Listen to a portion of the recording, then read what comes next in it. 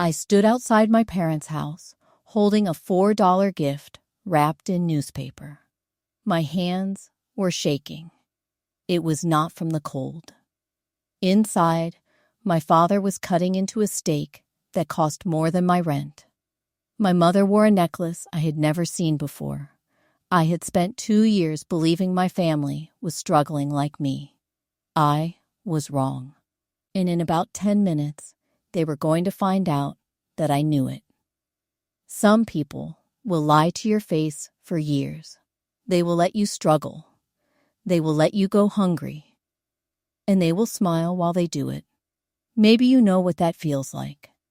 Maybe someone told you a comfortable lie for so long that the truth felt like a betrayal all over again. If you have ever had to find out the hard way who you could actually trust, hit subscribe. This one is for you. My name is Elena. For 2 years, I lived in a studio apartment with a heater that barely worked. I worked 3 jobs. Most nights I ate ramen standing at the counter because I was too tired to sit down. I told myself this was normal.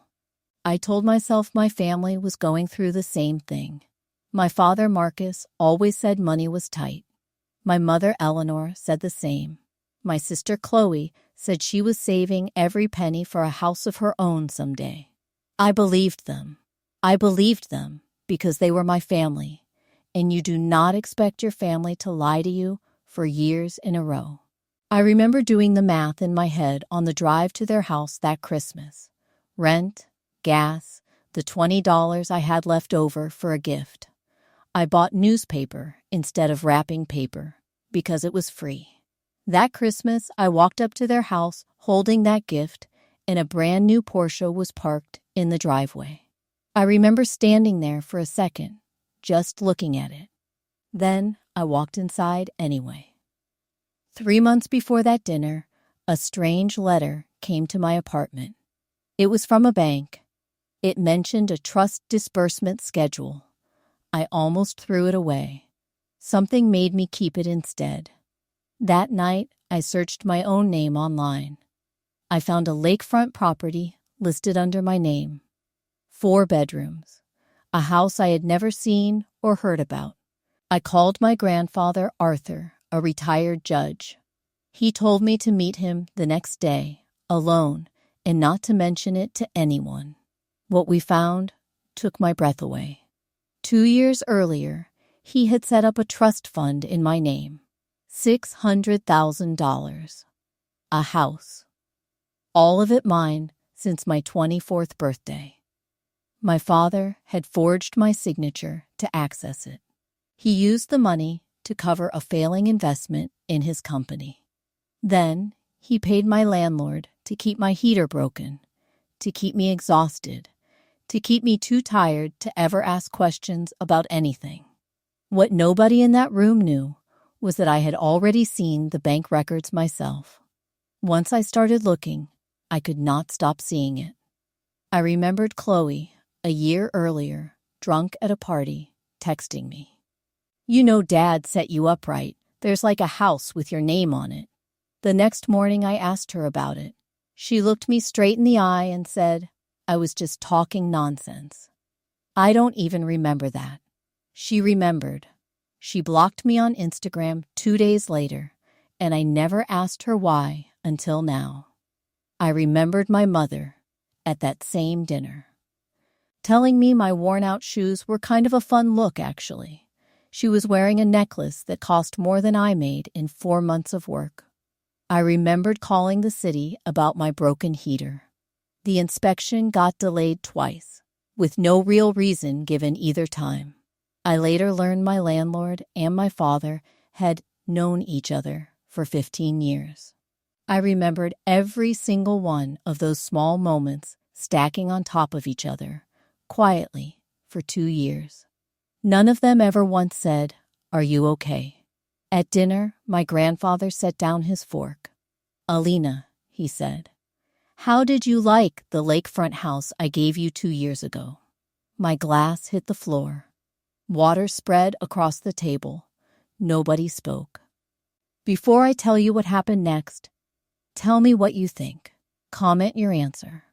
Option A, confront them right there at the table. Option B, walk away quietly and handle it through lawyers. Option C, let them figure out what you knew on your own timeline. Here is what nobody at that table knew. I had not walked in unprepared. Weeks earlier, I had filed a police report. I had hired an attorney, the same one who managed my grandfather's estate. I had requested the bank's full disbursement history in my own name. I asked my attorney to be available on a call that Christmas evening. I did not tell him why. I just said it was a family emergency and to keep his phone close. I gathered pay stubs from all 3 jobs. I gathered the city complaint records about my apartment. I gathered every text Chloe ever sent me and never deleted, screenshotted twice for safety. I did not raise my voice once during any of it. I made phone calls in my car during my lunch breaks. I signed documents in coffee shops before my night shift started. They had no idea what was coming. My grandfather placed a red envelope on the table. Inside were forensic audit records, forged signatures, bank statements with my name on transactions I never made in my life. My father's face went pale. My mother's hand knocked over her wine glass. Nobody moved to clean it up. I took out my phone and set it on the table, screen up. My attorney was already on the line. He had heard every single word. My father leaned forward, his voice breaking. "Elena, please, my career, my company." I did not yell. I did not cry. I looked at the wine soaking slowly into the tablecloth. "Merry Christmas, Dad," I said. "Your real gift arrives in the morning." The next morning, federal agents arrived at my father's office before 9. My attorney later told me they had recovered messages from a family group chat during discovery. One read, "She will never find out." Another read, "Just keep her busy." My father lost his company within the month. The board removed him quietly once the fraud charges became public record. My parents' house went up for sale by spring. The Porsche was repossessed in February, towed from that same driveway. I got my house back. I got my $600,000 back, every single cent, returned through a court process my attorney had already been building for months before that dinner even happened. I never raised my voice one time through any of it. I never had to. The documents did the talking. The silence did the rest. I sat in that courtroom watching my father sign paperwork with hands that would not stop shaking. I felt something I did not expect. Not joy, just quiet. I never spoke to Chloe again. My mother writes me a letter every month. I have never opened a single one. Sometimes I sit in my lakefront house at Christmas, completely alone. And I wonder if winning was the same thing as losing everyone I used to call family. You were never the problem. You were just the only one in that house paying attention. Tell me something. If this had been you, would you have done the same thing? Or would you have given them one more chance? Drop it in the comments. And if you know someone who needs to hear this story right now, send it to them. They will know why. If this story hit something in you, leave a comment and tell me what you would have done differently. It helps this reach someone else who needs to hear it. And if you want more stories like this one, subscribe, because there are more people out there who thought they got away with it.